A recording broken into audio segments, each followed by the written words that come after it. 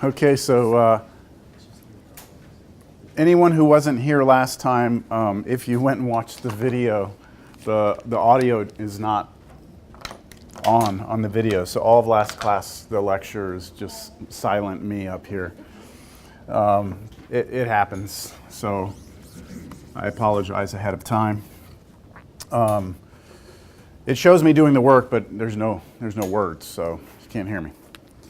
It's kind of funny though, because what happened was I accidentally hit the mute button here, and then when I stepped out for a second, I unmuted it, and thank goodness I just went and got a drink of water. Normally I go to the restroom or something, but it's funny because you can hear me drinking, and then I come back in and mute it again. So anyway, I saw that there's a video I saw of like a city council meeting where like one of the guys did that. He gets up and he goes to the bathroom, he leaves his mic on, and all the people in the auditorium can hear him. Still up? What's that, the video? Yeah. Oh, really? Okay. Yeah. No, I mean, it's still there. It's just me drinking water. That's funny, man. Yeah. I haven't watched the whole video. I don't think I went to the restroom last class. Oh, well, it's not that bad. Okay, so my initial plan was for us to come in here and to let you work on the review, right? Because that's the best practice. But normally I ask my students because, I can also work through all of these so that you have, I guess, like a solution for everything. So what would you all prefer? Would you all prefer to work on this in class, or would you like me to just work through it?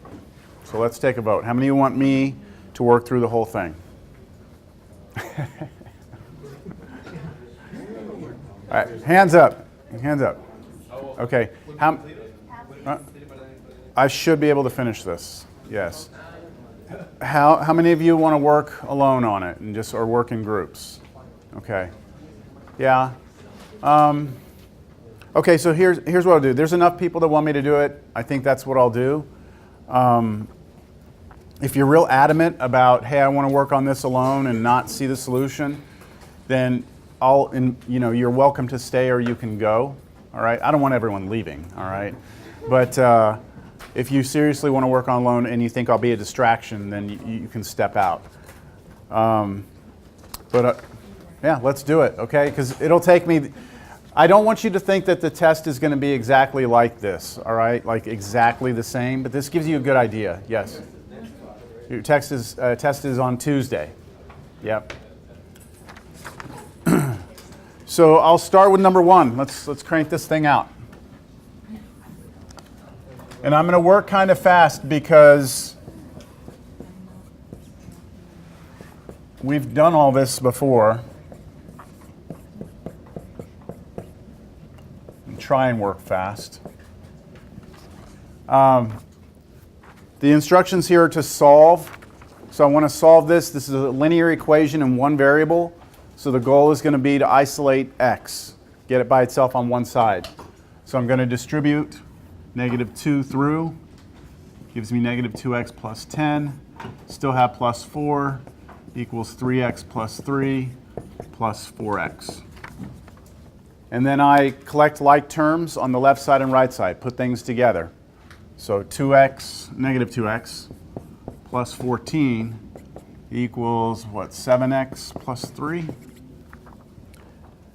Now that I've collected all like terms, I'm going to get all my x's to one side and all my numbers to the other side. So I have options here.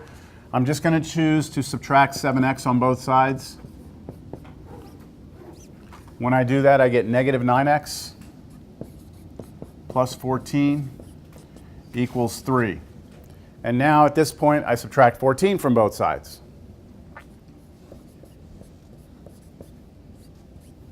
And I'll have -9x equals what? -11, and then divide both sides by -9. Negative divided by negative is positive, so you get 11/9. That's the solution. So if you're going back and you're wanting to study for the test, what I would do is I would look at that problem. I would go back into your homework assignments. I'd look at what we did in class, and try and find problems that are similar to this, and maybe just practice those. All right? Questions? Pretty straightforward problem. All right, number 2. What's the difference between number 1 and number 2? What if, hold on, what if you did the other way? If you didn't, if you... Like you added 2x? Yeah. Then you should get the same answer. Okay. Should be 11 ninths. Yeah, you're right. All right, what's the difference between number 1 and number 2? It's an inequality. It's an inequality.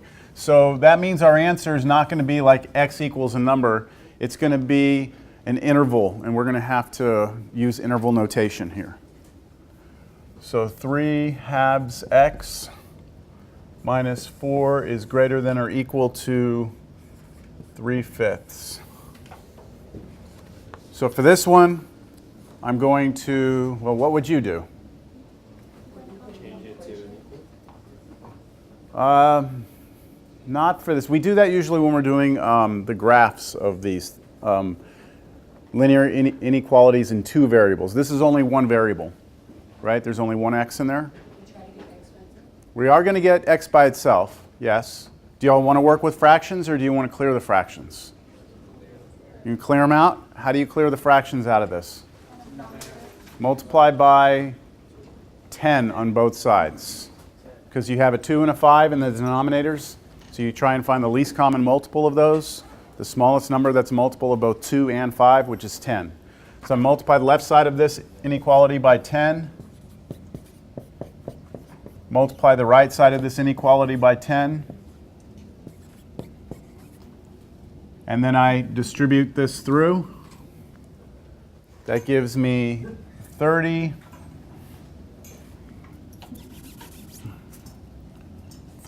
over 2x minus 40 greater than or equal to 30 over 5.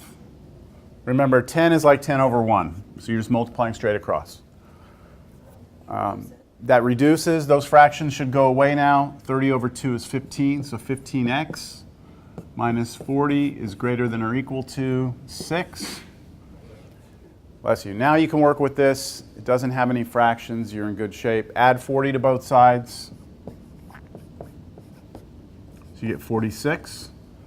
And then divide by both sides by 15. And we'll just leave it like this.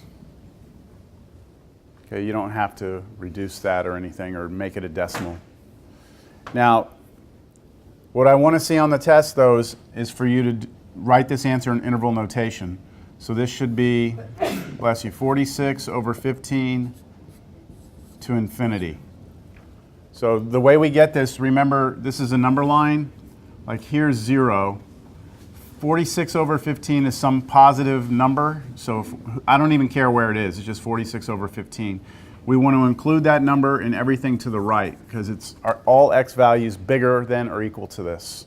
So does that look familiar? We did that before? So this is what I'm looking for on the test. So if you just give me this, you get like 8 out of 10 points. Okay? To get the full 10 out of 10 points, you need to give me the interval. Questions? All right, number 3.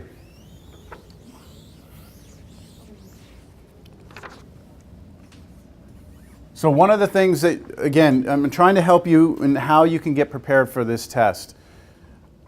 That's one of the weaknesses, biggest weaknesses I see in college students is you're going to sit here, you're going to watch me do this, and once I do it, you're going to be like, oh yeah, I can do that, no problem. I understood everything he did in class. I know this. And there's a big difference between actually knowing it and really knowing it. Like, okay, the thing that's not happening when I'm up here is I'm not getting stuck. Like I know what to do with each problem, and that's what you need to practice. Is when you see something visually, you know what to do with it. You know what I'm saying? Like I know the right direction to go with the problem. So the only way that you can get good at that is to practice it. All right. Next one. Number 3, solve for C. So I give you some equation that has a bunch of letters in it. AX plus CY equals 10. And I ask you to solve for C. That just means get C by itself. So for this, you need to know like kind of the order in which you do things. So what should I do first to get C by itself? Subtract AX. Not divide by Y, subtract AX first. So when you subtract AX here and subtract AX here, on the left side it goes away, you're left with CY. On the right side, 10 minus AX, there's nothing you can do with that other than write 10 minus AX. That's not like 9AX or something like that. That's just 10 minus AX. Now you can divide by Y. Divide by Y because that's multiplication, so you're undoing it, so divide. When you divide the left side by Y, you get C, right? And when you divide this side by Y, just take the entire side and then put Y down here. And it's solved for C. And then the word problems begin. And that's all for them? Pardon? That was it for them? That's it, yep. Do we have C by itself? Yes, that's the goal, right? All right, Ben has a base salary of $2,000 a month plus 3% of his sales. First part, find an equation which represents his monthly pay. So you get to create an equation here, and I'm letting you use whatever letters you want. So I want an equation that represents his monthly pay. So what do you want to do? What do you know about his pay? He has 2,000. He's got 2,000 no matter what, right? So why don't we say P for pay, okay, his pay is equal to, so I'm creating an equation. You have to create an equation because it says find an equation. So his pay equals, you said he's got 2,000 already no matter what. He's just got to show up and breathe, right? He gets his $2,000 a month. Plus 3% of his sales, right? And we don't know what his sales are. So that's a variable. So, and 3%, how would we write 3%? 0.03. So 0.03, and then what do you want to use for his sales? What variable? X? That's fine with me. S, we could have used S. Yes. You use whatever one you want. So here, P is pay, X is sales. Got it? Part B. We're done with A. We have an equation, right? Part B. How much must he sell in order to make $5,000 in 1 month?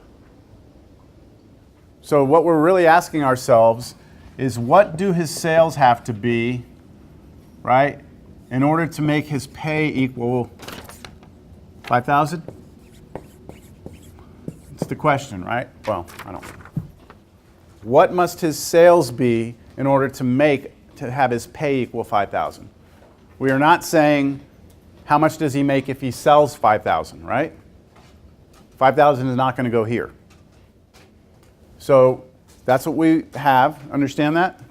And now what we do is we take the equation we created and we replace P with 5,000 and we solve for X.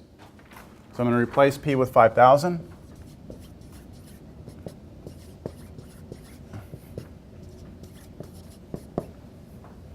And then solve for X. So now we have a nice little linear equation in X again, and we will solve. So what first? Subtract 2,000 on both sides, which would leave you with 3,000 equals 0.03x, and then divide both sides by 0.03. And what do you get? What is it? 100,000.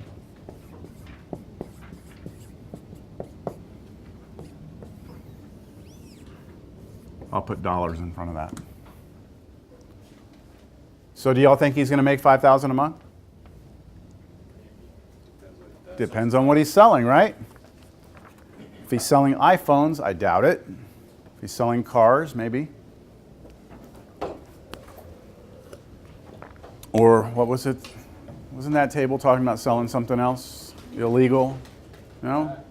Crack. Was that what we were talking about? That's very realistic.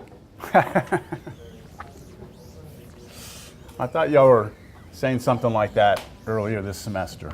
I don't endorse that behavior, okay? 5. Boy, we're just breezing through this, aren't we? All right. You buy a car for $20,000. In 8 years, you believe its trade-in value will be $8,000. Find a linear equation of the form v equals at plus b,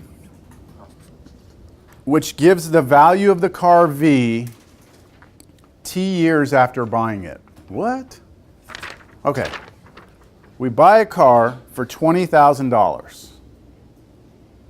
8 years later, it's supposed to have, we think it's going to have a trade-in value of $8,000.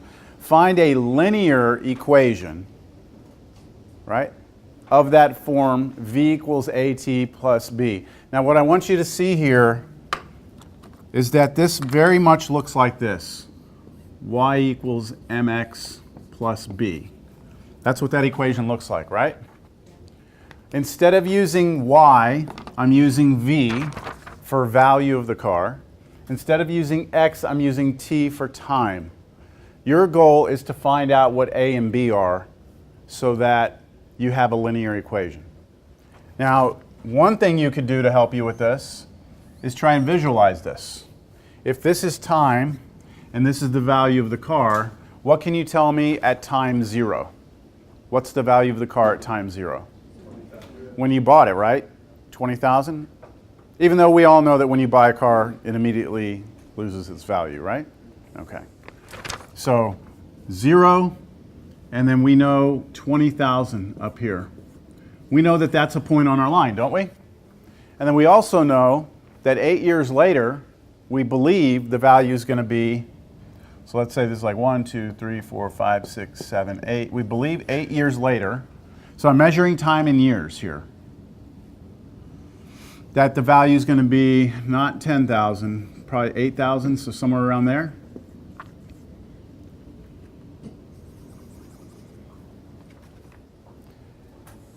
And I'm asking you to come up with the linear equation for this, a model, right? And we learned in class that if you have 2 points, you can always find the equation of the line through those 2 points. We have 2 points, right? What are those 2 points? If you give me this as an ordered pair, and then this one as an ordered pair, what are those points? 0, 20,000, and 8,000, right? 20,000, yeah, thank you. Okay? So what we need to find is the slope of this line first. What is the slope of the line? How do we find the slope? There's a formula for it. The slope. Now, I'm going to say m here, but does everyone understand that's going to be the a in our problem? Okay. M is, the formula was y2 minus y1 over x2 minus x1. It's the difference of your y coordinates divided by the difference of your x coordinates. Rise over run. Now, which of these do I call x1, y1, x2, y2? Does it matter? It doesn't matter.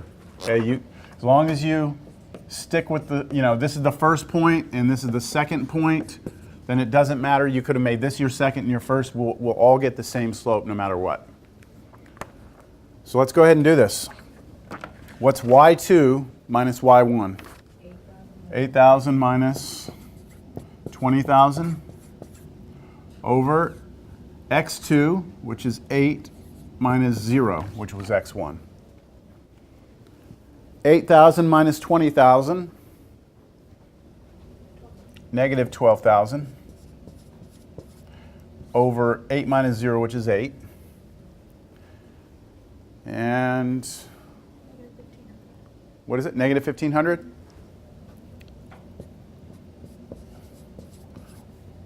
What does that negative 1,500 really kind of represent? That's the slope, right? But think about in terms of the car and everything, what is that number is actually pretty important. It's like how much it's depreciating by each year. Like every year it's going down by 1,500, 1,500, 1,500. All right, we've got M, right? We've got M.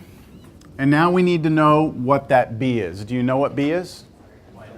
It's the Y-intercept. Do you know the Y-intercept? It's 20,000, isn't it? So we're ready to come up with the equation.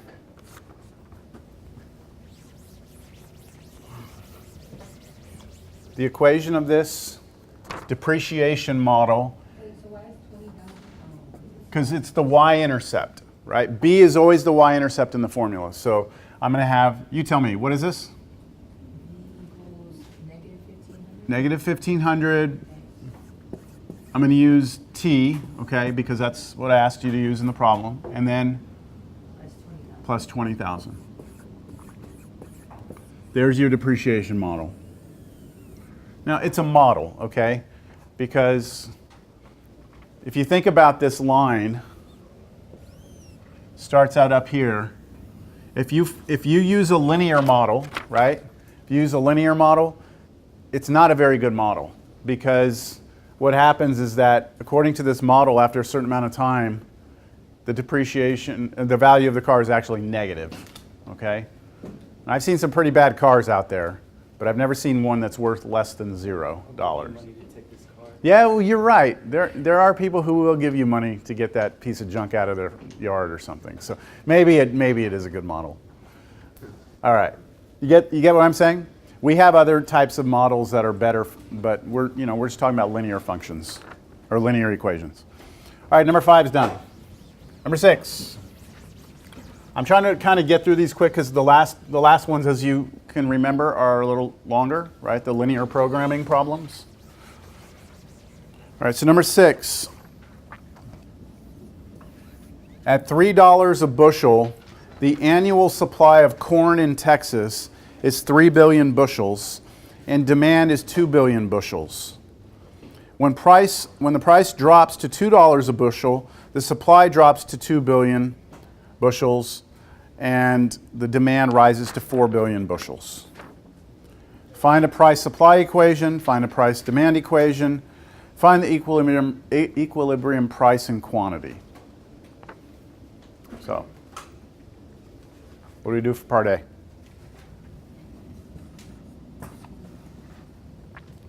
I'm looking for price supply, right? Price supply. So if it helps you, think of it this way. Price supply. Right? Price supply. What do you know about price and supply? When the price goes up. At $3 a bushel, right? At $3 a bushel, so let's just imagine this was 1, 2, 3. At $3 a bushel, what's the supply? 3 billion. 3 billion. So why don't I just come up here? 1, 2, 3. This is 3. So this is price in dollars, right? And this is supply in billions. Billions of bushels. Do you understand what I'm doing here? What else can you tell me about supply? I need another point to come up with this equation. Wait, what did you ask me? I'm asking if you can give me another point on this line. The supply is 3 billion, but the demand is 2 billion.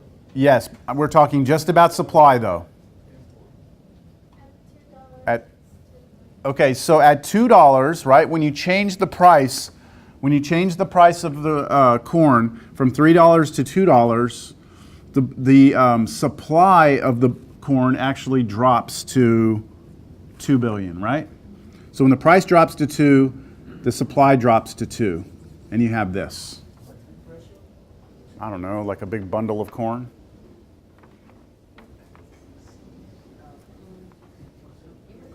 So we have something like this. It's a model that looks something like that. I want that equation, the equation of that line. So what are you going to do? You have 2 points, exactly the same as the previous problem. You have 2 points. Let's find the equation of the line. So what are these 2 points? 2, 2, and 3, 3. Okay, this is a pretty boring one, but I kept the numbers nice so things would work out nice, okay? What is the slope of this line? It's 3 minus 2 over 3 minus 2. So you're taking the difference of the y-coordinates, this 3 minus 2, dividing that by this 3 minus 2, and you wind up just getting 1, right? So the slope is 1. Questions?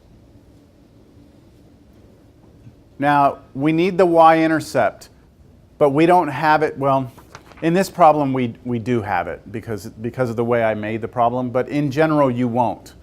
So how can we find the equation of the line if the y-intercept is not given to us? Like the previous problem, we could just see it, right? Right there on the graph, the y-intercept was there. So how do we find the equation of the line if we don't have the y-intercept? There was a formula. There was a different formula. It was this one. Y minus y1 equals m times x minus x1. So if you're keeping score right now in your head, the two formulas we've needed for this test review so far were this one, formula for the slope, and this one, which is what's called the point slope formula of a line. This formula is useful if you know what the slope is and you have a point. We know what the slope is, it's 1, and we have a point. We actually have 2 points, don't we? So which point do we use in that formula? Does it matter? No. It does not matter. Use either one. So let's use this one, 2, 2. So I'm going to come to this formula, I'm going to write y minus 2 equals 1 times x minus 2. So I plugged in 2 for x here, 2 for y here, and then what I do is just clean this thing up. Just distribute the 1 through. When you distribute 1, nothing happens, right? And then what's the next step? Add 2 to both sides. And you get y equals what? X, and that's it. That's actually your supply equation right there. Y equals x.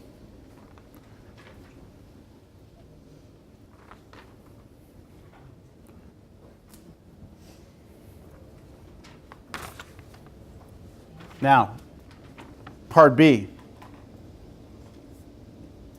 Find the price-demand equation. So the difference with the price-demand equation is that we have 2 different points. So for part B, you want price, demand. So price and demand. And can you give me some information about the price and the demand? At $3, the demand is 2.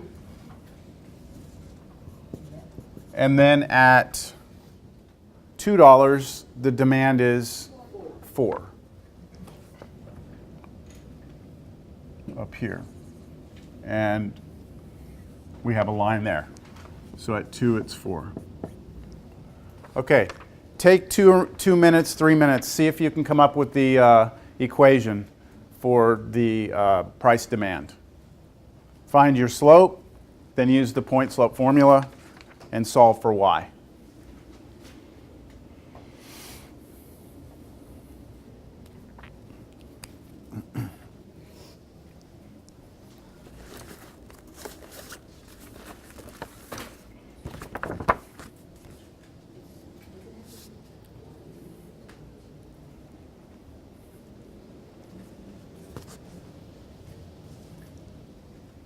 While you're doing that, I'm going to work it out up here. I have a question. Yes. So you know how to find the slope? Uh-huh. Y1 and Y2? y2 minus y1. So can Y2 be the 2, 4, just so I don't have to get a negative? Yes, you get to choose. So if you're going to do that, you're going to call this x2, y2, and call this one x1, y1. That's perfectly fine. But you're going to get a negative on the bottom. So there's no way to avoid it because your slope is negative because look at the pitch of that line. But it doesn't matter. Do it either way.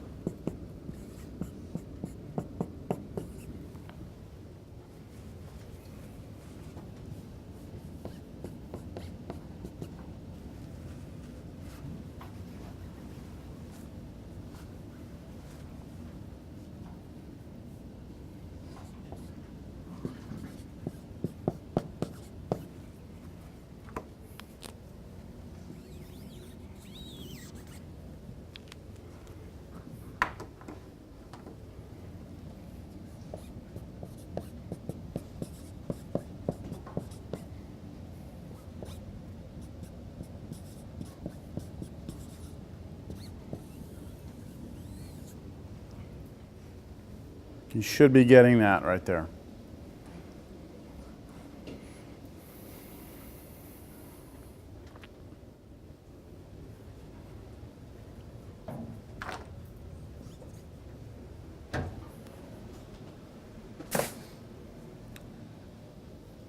How many of you were able to get this on your own? Yeah? Okay. Wait, Wait, was X one 3? Was it 3? Hold on. I got X minus 4. Or is it? Well, did you use the other point? Did you use this one? Yeah. Then you should have -2 here, Yeah. and then you should have -3 here. But when you distribute, you should get this also. Let me see. If I do it the other way, Y equals 2 is negative 4. y, then you would have had -2 equals -2, and then x minus 3, right? So y minus 2 equals -2. You good? Plus 6, and then when you add 2 to both sides, you get the same thing. negative 2 before. Oh, you put positive? Yep. Okay. Thank you. I got the correct answer. Good? Okay. So this answers part B. What about part C? What is part C saying? Find the equilibrium price and quantity. What does that mean we need to do? Where they hit each other, right? We need to figure out where these two equations intersect. So what we're going to do for part C is we're going to set up a system of equations. And the system that we're going to have is y equals x. And the other one was y equals -2x plus 8. Aren't those my two equations? And I want to know where they hit each other? Now, when you have a system of equations, you have two options, substitution and elimination. I know a lot of you have become big fans of elimination, but this one is perfectly suited for substitution. Because remember what the goal of substitution was, the first step? No? You try and you look at the equations and you see if you can solve one of the equations for one of the variables.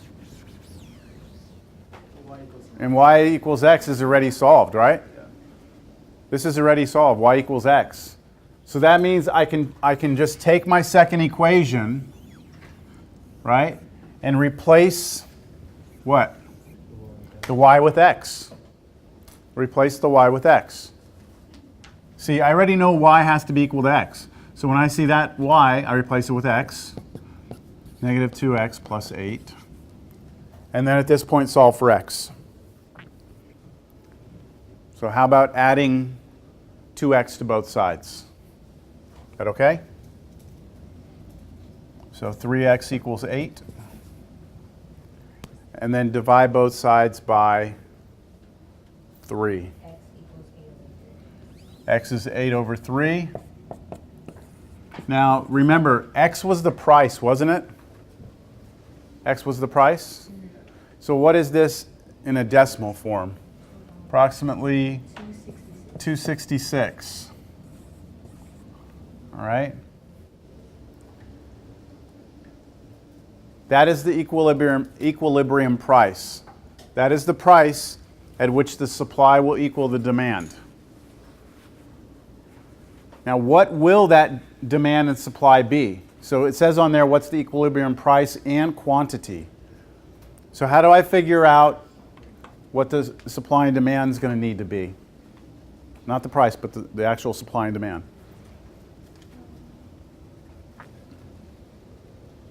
Don't you like make another equation and just stack these numbers that you got it? Didn't we have x in supply and the other one was x in demand? And we just figured out actually where this demand one hit that supply one, right? That point lies on both of these lines. It's where they hit each other. We know the x value where this is going to happen. It's 266, right? That's where that happens. What I'm asking for is what is the actual supply and demand there? They should be the same value. So I'm just asking for the y coordinate, right? Take this answer and plug it into either one of these equations and solve for y. Why don't we just plug it into that one? It's 266 again. But it's not the price, it's not dollars, is it? Y is equal to x, which means that y is equal to 266. But that's 2.66 what? Billion bushels.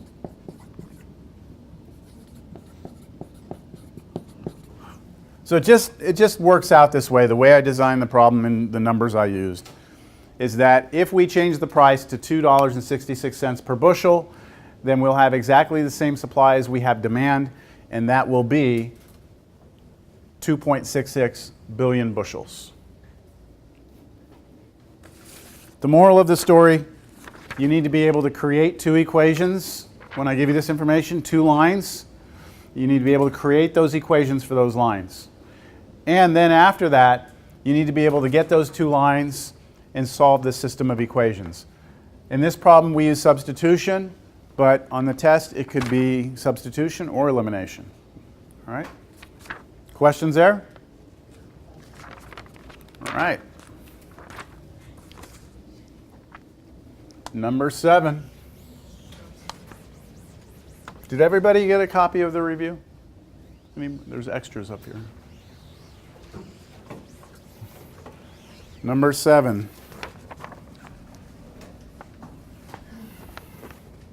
So A is equal to this matrix 2, -4, 1, 6.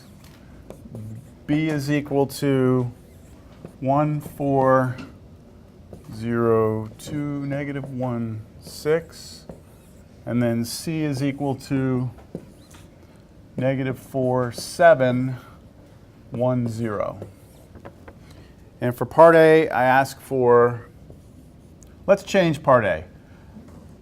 Instead of A minus C, can we do 2A minus 3C?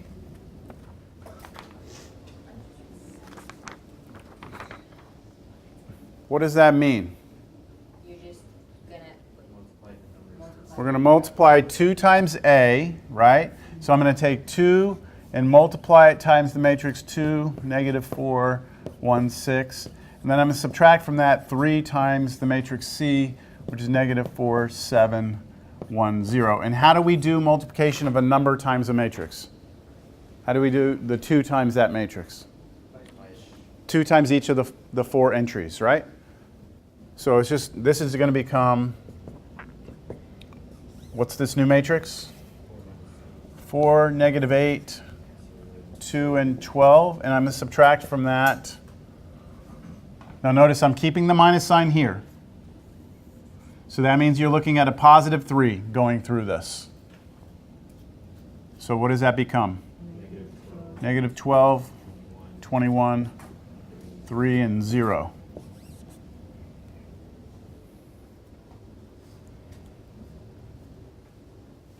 So you just have to be careful there. Don't do -3 times -4 and put positive 12 here, and then also have a negative sign here. That would be wrong. Just bring your negative sign down or your minus sign down and treat that as a positive 3 through. Now, how do we do subtraction, though? You know, like, how are we going to do this? You're just gonna do the 4 minus 3. Yep, 4, and then we're going to take away -12, which is 4 plus 12, isn't it? 16? Minus a negative. You're minusing a negative. You're subtracting a negative, which is the same as adding. What about the next one? 4 minus 12. We're doing -8, take away 21. -29. We're going entry to entry, right? We're doing, I don't know if you remember this language we use, but this is the first row, first column. We're subtracting the first row, first column here. First row, second column, minus first row, second column, and then so on and so forth. And it's -1. -1 and 12. So that's your result. This is the answer. Yeah, but I changed A a little bit. What would the answer on this be? On this, if you didn't change that, if you just wanted to do A minus C, what would that have been? 6, -11, 0, 6. That's what A minus C would have been. You can check it for yourself, but that's what it would be. We did -8, right? Subtract subtract 21, sorry. All right, what about part B? It says find AB. We're multiplying the matrices, right? Yes, good. So for AB, we have to look and make sure we can do it. This is a 2 by 2. This one is a 2 by 3. Remember that RC cola, right? RC, rows then columns. So if I'm going to do this multiplication, let me go ahead and write it down. I'm going to put 2, -4, 1, 6, and then the other one is 1, 0, -1, and then 4, 2, 6. When I multiply this, what am I going to get out? What's the size of the matrix that's coming out? 2 by 3. How do we know that? The outside ones tell us. It's going to be 2 by 3. Now this was the part that was tricky. I'm going to have 3 things there, 3 things there. So how do I get this first one? Row 1. This is going to be row 1, column 1. That's the position of this one, right? It's in the first row, first column. Yeah? First row, first column. So what I do is over here, I'm going to multiply the first row by the first column. So that meant you do what? 2 times 1 plus -4 times 4. Well, we've done this before. You're going to have to go back and review this. But this is 2 times 1 plus -4 times 4. Okay, that's how we get the first row, first column here.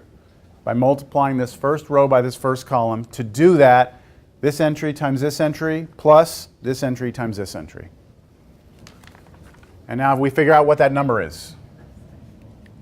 2 what? Minus 4 times 4 is 16, right? 2 minus 16? -14. So this is -14. Pardon? It's just the way we define matrix multiplication. All right, what about this one? To do this one, I'm actually taking, this is the first row, right? Still the first row, but it's the second column. So I'm going to do the same thing I did over here. I'm going to take the first row, but this time times the second column. So that's going to be, tell me what those multiplications and additions are. 2 times 0 plus -4 times 2. Good. That's it. Look. We're doing these two together, right? This number times this number plus this number times this number. Okay?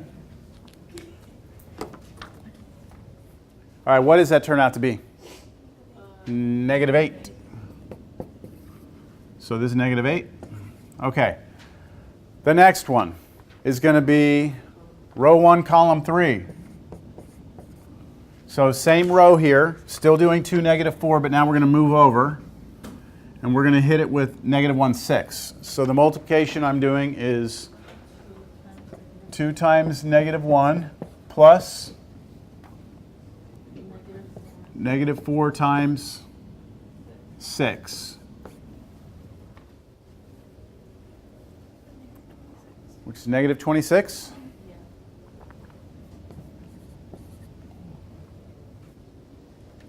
Questions? You don't have to draw boxes around these. I'm just doing that to show you we're going to have a total of 6 different things to do. And I know that because my answer was supposed to be 2 by 3. All right, next one. This one has a position in the matrix of row 2, column 1. Row 2, column 1. So what we're going to do is we're going to go back through and do this again, but now we're done with this row 1, right? We're going to start working with row 2. So now we're going to do this row, and we're going to do it times this column, and then we'll move to this row times this column, and then this row times this column. So 1 times what? 1 times 1 plus 6 times 4? 25. See, you want to get to a point where you don't have to write this all down, but, you know, that might take some time. What about this next one? This is row 2, column 2. So now I'm working with this column right here. So 1 times 0 plus 6 times 2, 12. Now row 2, column 3, here. So 1 times negative 1, negative 1, plus 6 times 6, 36, so 35. Is it okay that I didn't show those last ones? All right, we're done. It's being recorded. All right. Good? All right.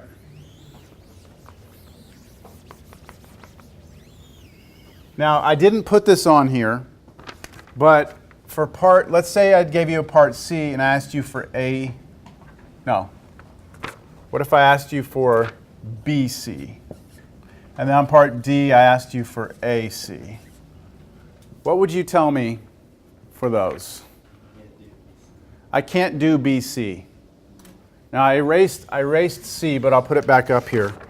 C was negative 4710, right? If I ask you to do B times C, this is a 2 by 2, right?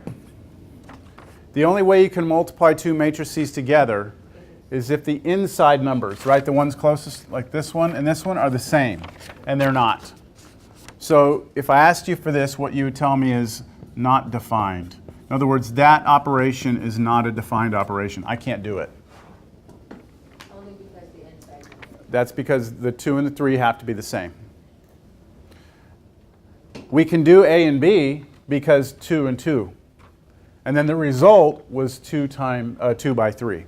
Now, can you do AC? You could do AC. And what would the result of AC be? What size? 2 by 2. Now, let's not do it, but just to show you, I thought about throwing this on the review, but I decided not to. But it's very possible that I might ask you, because that tests whether or not you understand how the dimensions of the matrix matter in multiplication. You can't just like arbitrarily multiply any matrix times any other matrix.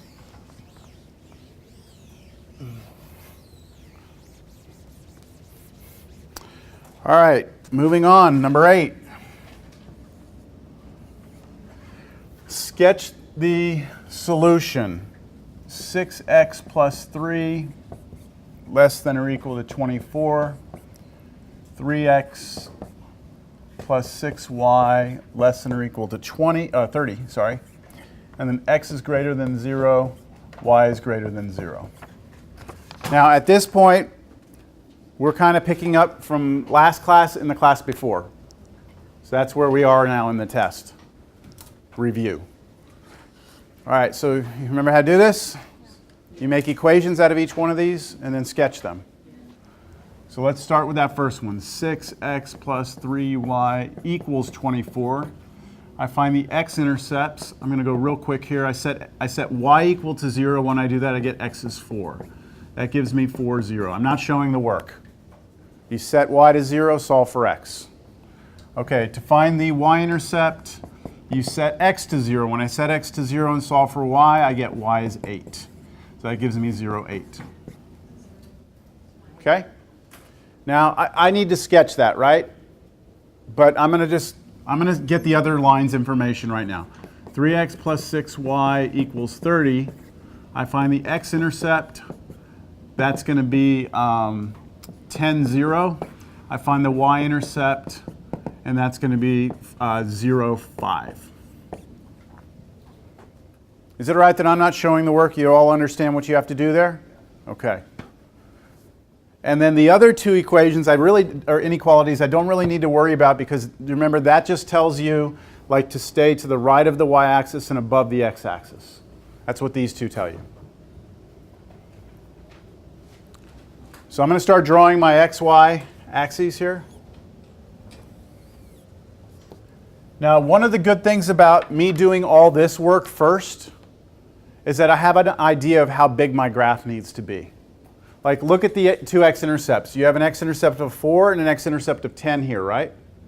So I should probably go out, what, to 10? And then the y-intercepts, I have 5 and 8. So I should maybe go up 10 also. So I'll go like over 10, up 10. Make sense? 1, 2, 3, 4, 5, 6, 7, 8, 9, 10. 1, 2, 3, 4, 5, 6, 7, 8, 9, 10. I'm going to start with this one right here. And let's do that one in a different color. Let's do that one in blue. So this one's in blue. I have an x-intercept of 4. I have a y-intercept of 8. And I draw a straight line through those, and it's going to be solid or dashed? Solid line.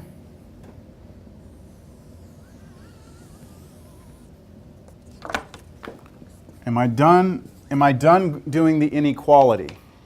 I mean, I've done the line, but have I done the inequality yet?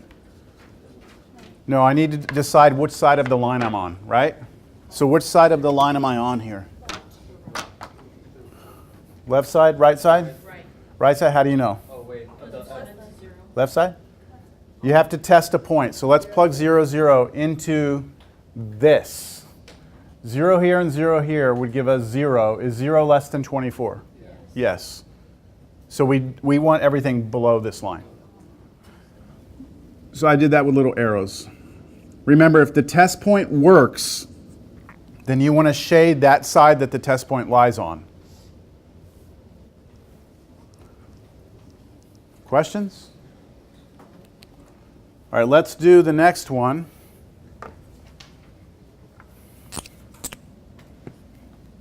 All right, the next one I'll do in red. And for this one, my x-intercept is 10. My y-intercept is 5. And I draw a dashed or solid? Solid, right? So the way it would be dashed is if that was missing, right? That little equals underneath.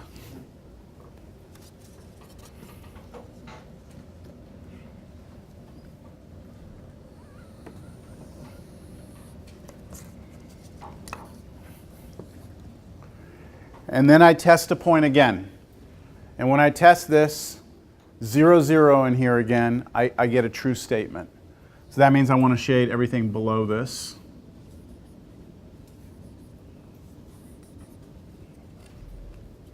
And do not forget the other two.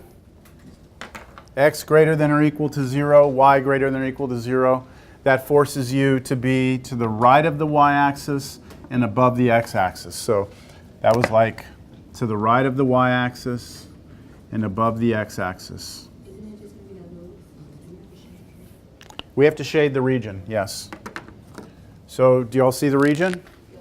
Okay, it's this, this, this, this, right? Like that. It's everything in here. Now that on the test would get you quite a few points, but I also want to know what all these corner points are. Not necessarily for this problem. It's not important necessarily in this problem, but it's definitely important in the next problems. So let's just make sure we understand how to get these points. There are 4 points of intersection. Yeah, 3 of them are just, we can visually see them, right? So we'll just label them. 0, 0, 0, 5, and 4, 0. Okay? The only one we don't know right off the bat is this one. And that one is the intersection of the blue line with the red line, right? So that means I have to take the blue line and red line and I have to set them up in a system of equations and I have to solve.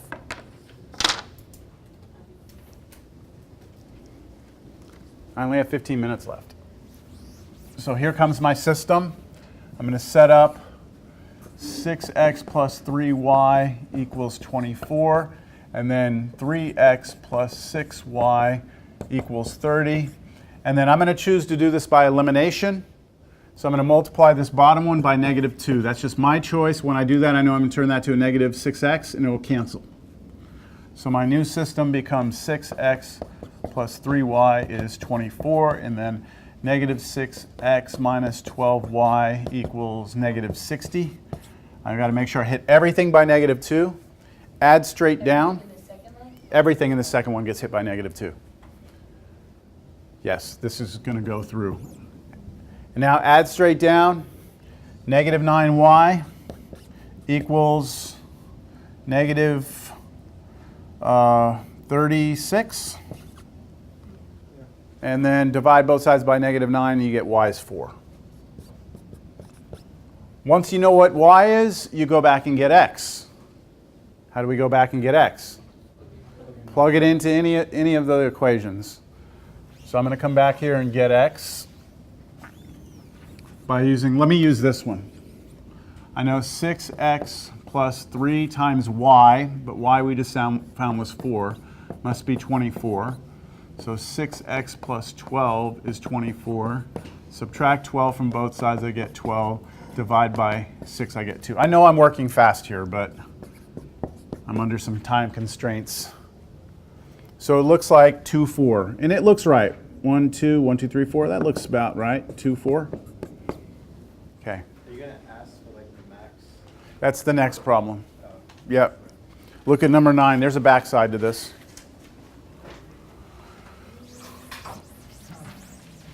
Okay, so number 9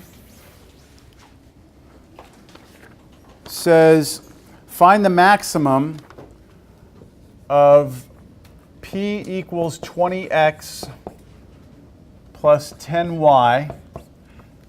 This is what we called our objective function last class, the thing we're trying to find the maximum or minimum of. And then you have the restrictions. They give you all these restrictions. 3x plus y less than or equal to 21, x plus y less than or equal to 9, x plus 3y less than or equal to 21, x bigger than or equal to 0, y bigger than or equal to 0.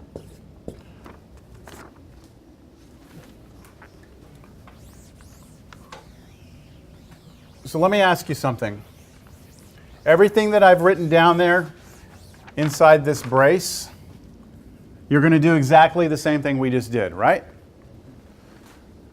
Is the p equals 20x plus 10y going to be part of our picture? That's the end. Yeah, but is it part of the picture? It's not even part of the picture.